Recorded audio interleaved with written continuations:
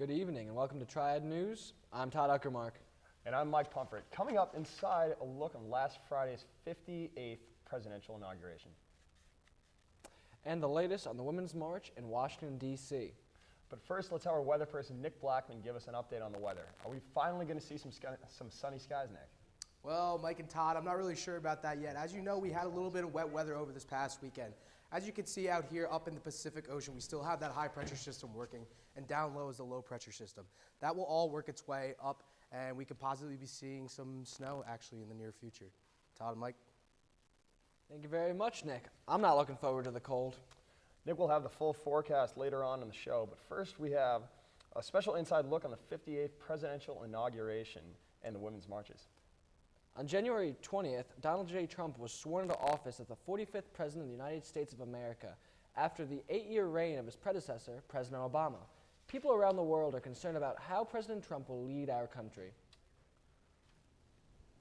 High Point University professor Brandon Lenore took the opportunity to travel with students to Washington to witness the presidential inauguration. Students jammed into packed cars at 7:30 a.m. on Thursday morning and set off on their 5-hour journey to the Capitol.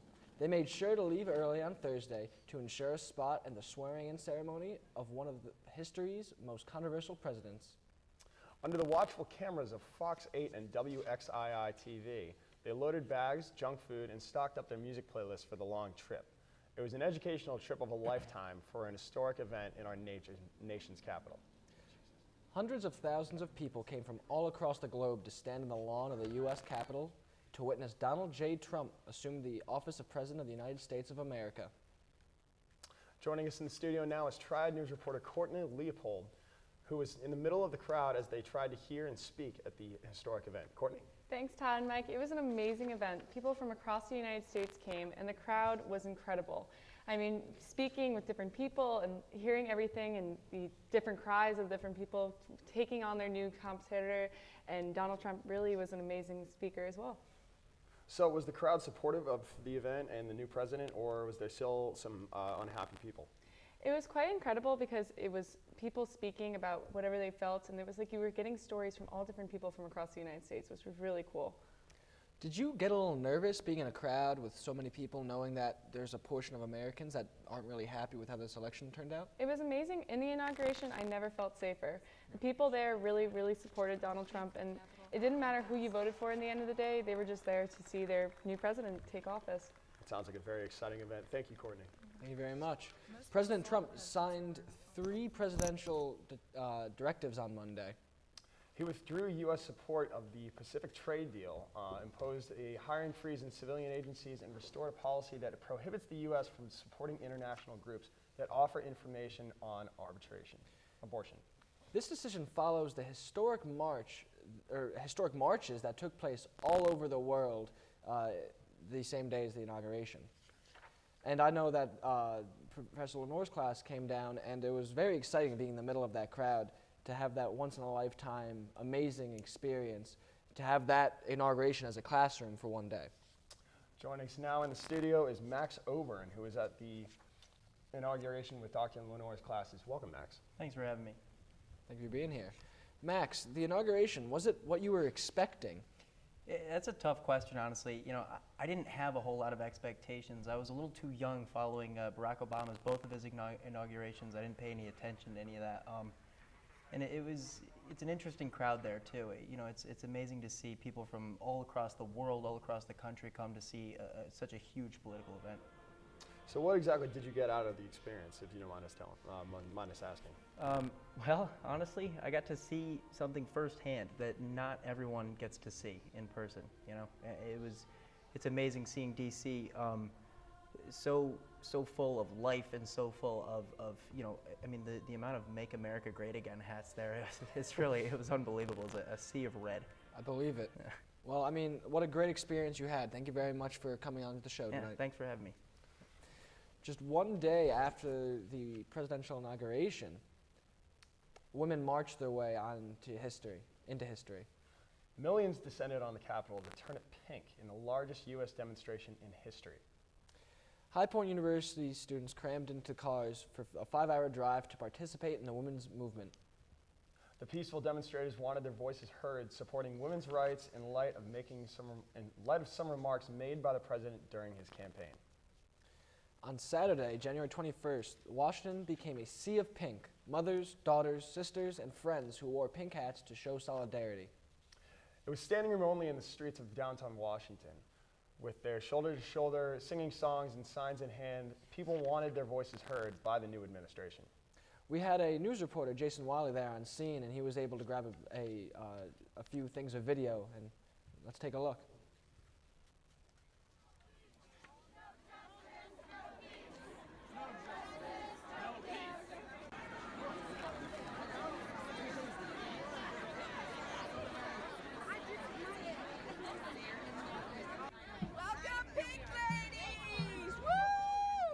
Women's rights are under attack, what do we do? Stand up, fight back! When women's rights are under attack, what do we do? Stand up, fight back! All over the world, more than 1 million people, many of them wearing pink hats, came together to fight for equality.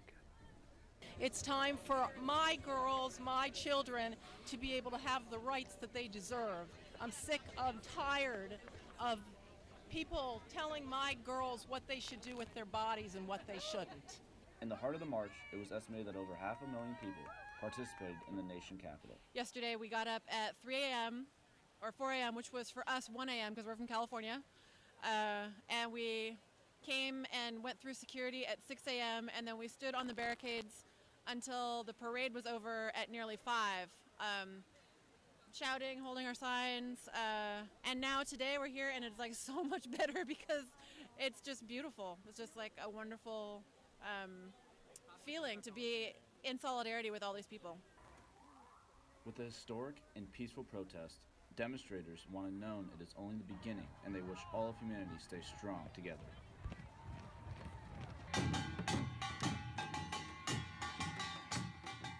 They marched, they sang, they danced. No looting or violence, just a peaceful protest that wanted to be heard. We love you. The biggest question for the demonstrators was not about their passion for the cause, but will the new presidential administration take notice of their actions and make any changes? Yes, crowds large and small stood together really across the globe to have their voices heard. Japan, Australia, London, and even Antarctica, people braved the cold or stood with only a few of their peers. The common message: personal rights, women's rights, and for governments and world leaders to listen to the people. One couple who did not attend either the inauguration or the Women's March was former President George Bush and former First Lady Barbara Bush. Both were in the hospital. The former First Lady was given the option of being discharged on Sunday, but chose to stay. The former president's vital signs are normal, and doctors hope that he can be moved out of intensive care in the next few days. He was admitted last week for respiratory issues related to pneumonia. Mrs. Bush has been undergoing treatment for bronchitis. Coming up, we have updates from the Women's March in Greensboro. And more from those at the Washington March. Stay with us. We'll be right back.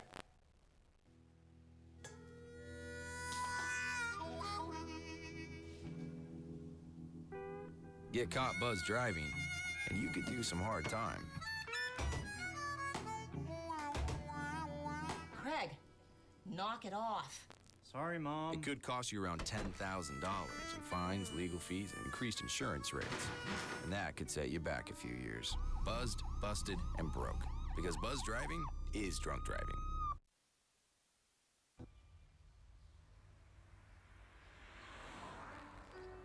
It's harder whenever there's a bigger group.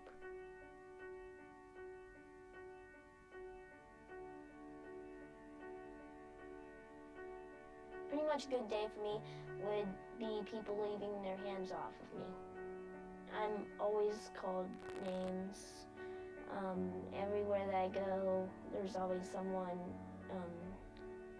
calling me names, calling me gay. I've been choked, thrown up against the wall, punched. Nobody's ever tried to help me.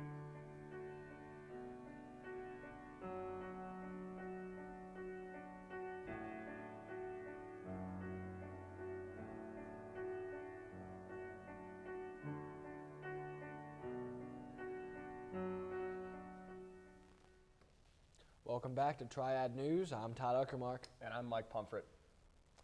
There were 616 women's marches that occurred around the world on Saturday.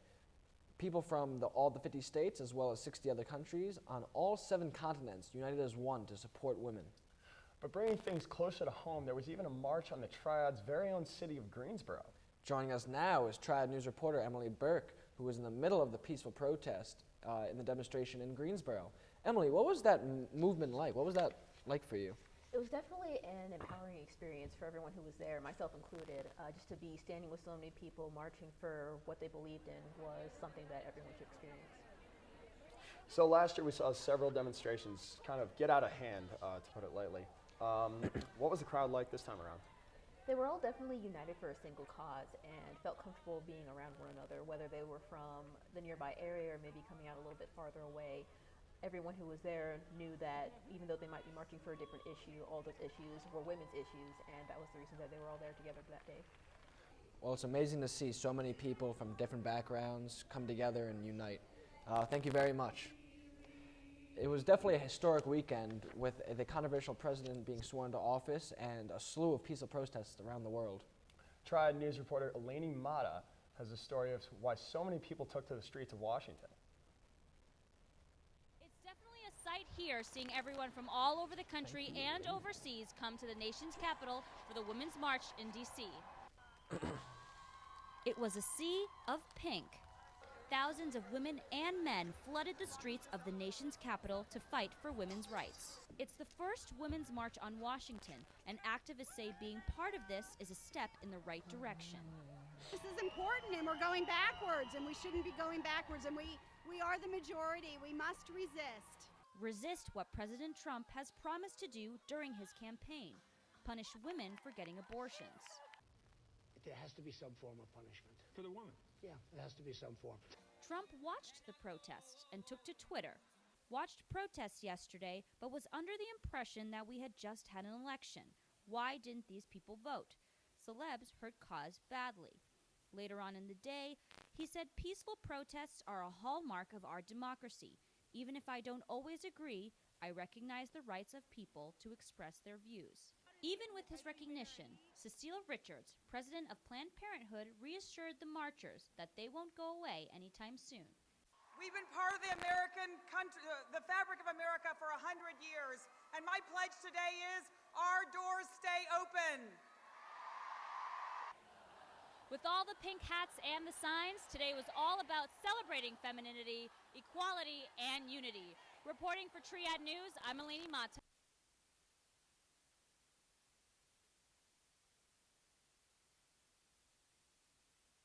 A weekend that will not be soon forgot. Coming up, we have the full 7-day forecast with Nick. And later, one High Point University student is taking you along on her study abroad adventures that you don't want to miss. We'll be right back.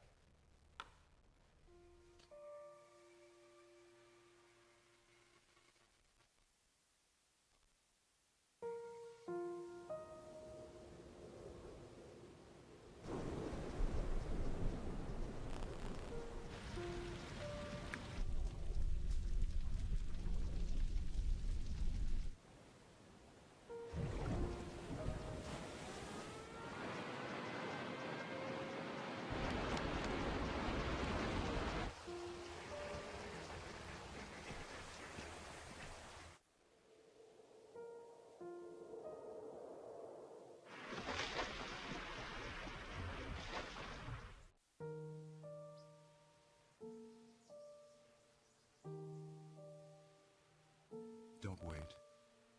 Communicate. Make your emergency plan today.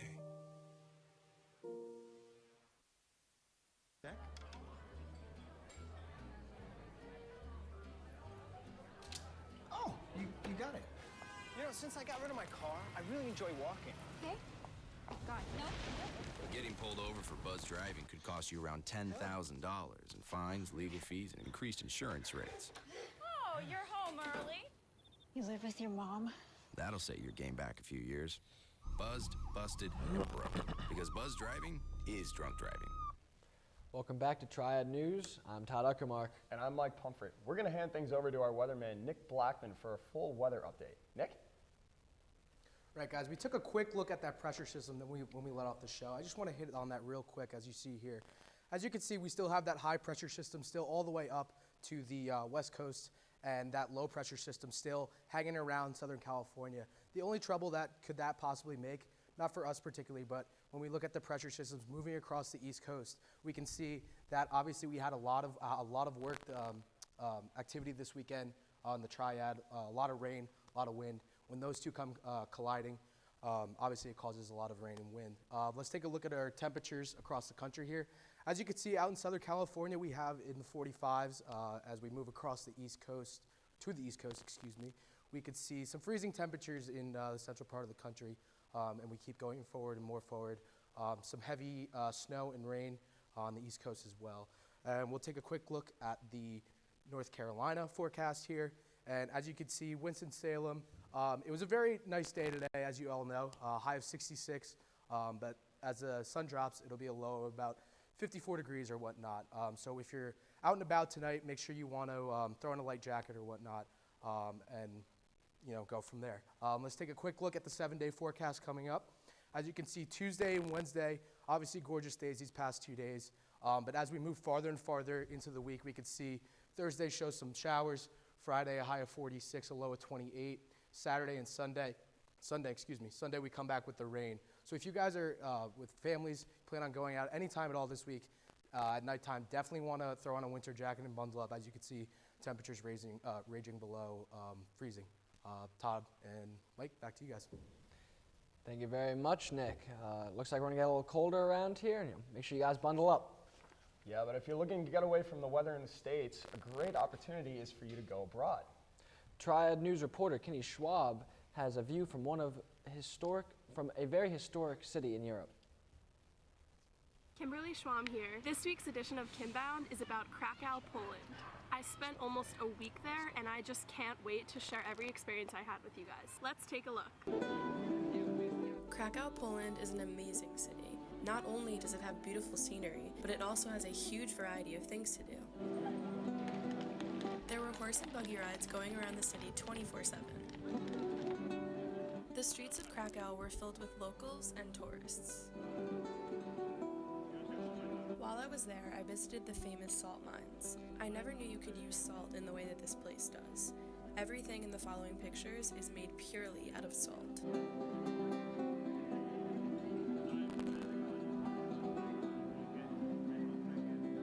We also visited a place called the Jewish Quarters. The streets in this part of the city were filled with Hebrew writing, Jewish symbols, and a lot of restaurants containing the typical food eaten by the Jewish community. Thanks for watching this week's episode. Tune in next week for the next episode of Kimbound. Studying abroad looks like so much fun. Great to experience different cities and cultures around the world. But it's not just travel, it's actually having some time, like more than a weekend, to really see how others live. Coming up, the latest information regarding the Super Bowl. And later, we'll talk about sports. We'll catch you after the break. This is the story of a boy who didn't talk for a long time. The boy liked things to always be the same. Any changes would scare and upset him. The unknown was an unfriendly place. The boy was very sensitive to lights and sounds. So he built secret hiding places where they couldn't get in. The boy didn't like looking people in the eye. He wasn't trying to be mean, it just made him feel uncomfortable. Sometimes he would flap his arms again and again. One day I found out I have something called autism. My family got me help. Slowly, I found my voice and learned all the ways I could live with it better. Early intervention can make a lifetime of difference. Learn the signs at autismspeaks.org.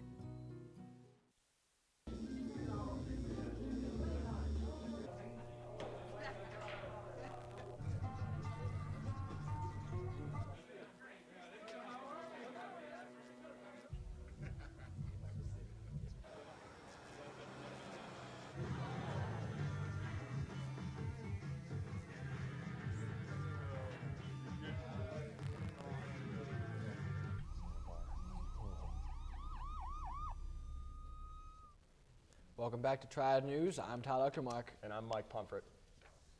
We now have Kelsey Khrushchevsky with us for sports. Kelsey. Good evening. My name is Kelsey Khrushchevsky, and today in HPU Sports, we will be recapping the High Point University Panthers games from this past weekend. Anthony Lindauer and Andre Fox led all scorers on a High Points team with 16 points and combined for 32 points between one another. For the Panthers, this was a huge win, giving them confidence heading into the new Big South Conference matchup with the Highlanders from Radford University. It was the first of two meetings from High Point and Campbell, and February 23rd marks the second meeting between these two teams inside the Millis Athletic Center. It should be an exciting game and a competitive one as both teams are preparing for a rush to improve their seedings for the upcoming Big South tournament in late February. 2 days following the Campbell victory, the Panthers claimed a 61-58 win against Radford. Miles Bauman Jr. led the scorers with 24 total points, followed by Andre Fox, who had 11 total points. The Panthers currently hold a 10-10 season record as well as a 4-4 in-conference record. Their next game is at 7 p.m. on Thursday against Charleston Southern in Miles Gym. The Big South Conference announced just this week that our very own HPU men's and women's basketball players Miles Bauman Jr. and Emma Bachroth were honored as HPU student athletes as this week's in their respective conferences. Both players in outstanding performances on and off the court for their teams, Bauman and Bachroth led their teams in points and rebounds for their wins against Campbell, Radford, and Gardner-Webb. It is a prestigious award for an HPU athlete to win, giving both teams' players high regards for their efforts in leadership and performance for their accomplishments in the classroom, on and off the basketball court. That about wraps it up for today's show. In next week's show, we will delve more into what's going on in High Point University's athletics. Until next time, I'm Kelsey Khrushchevsky. Go Panthers! Thank you, Kelsey. After the break, we'll hear about a California man whose luck just wasn't in his favor. We'll also have some important information about the Ringling Brothers Circus that's coming to Greensboro. We'll be right back. I even wrote down how to pronounce it.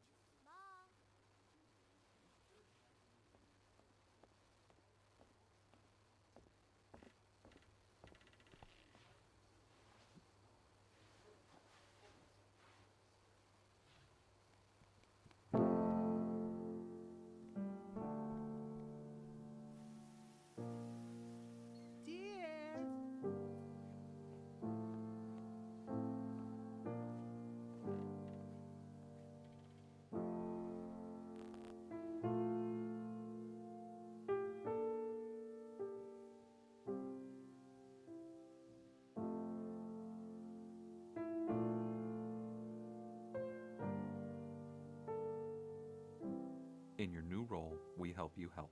Visit aarp.org/caregiving for information on how to provide even better care for the person who once took care of you. Did you take your medicine? Oh gosh, I forgot it. Her nurse. You need a claim number? Her personal assistant. Let me just grab a... Her housekeeper. Her cook. Her accountant. When I started taking care of Mom, I didn't realize the challenge of playing so many roles. But above all, I'm still her daughter. Visit aarp.org/caregiving to connect with experts and other caregivers. Together we can better care for ourselves and the ones we love. Welcome back to Triad News. I'm Todd Uckermark. And I'm Mike Pumfret. After last week's storms in California, cleanup is not going to be easy. But one man was hit especially hard by the wind and rain. Gregory Karpinchek was out during the brunt of the storm Wednesday night. When he got back, he found his truck, a Ford F-150, crushed by a tree. If that wasn't bad enough, when he got home, he found out that another tree had fallen and 2 more of his cars had been crushed. Can't make it up. Ringling Brothers Circus will be coming to Greensboro for one last time. After 146 years in the business, the beloved circus will be packing up for good. High operating costs, low ticket sales, and criticism over the care of the animals used in the show, most notably the Asian elephants, have hit the Big Top especially hard. The circus will be at the Greensboro Coliseum from February 8th to 12th. Get your tickets while you can. Well, that about wraps it up here for us at Triad News. I'm Todd Uckermark. Thank you for tuning in, and good night to the people of Triad. I'm Mike Pumfret.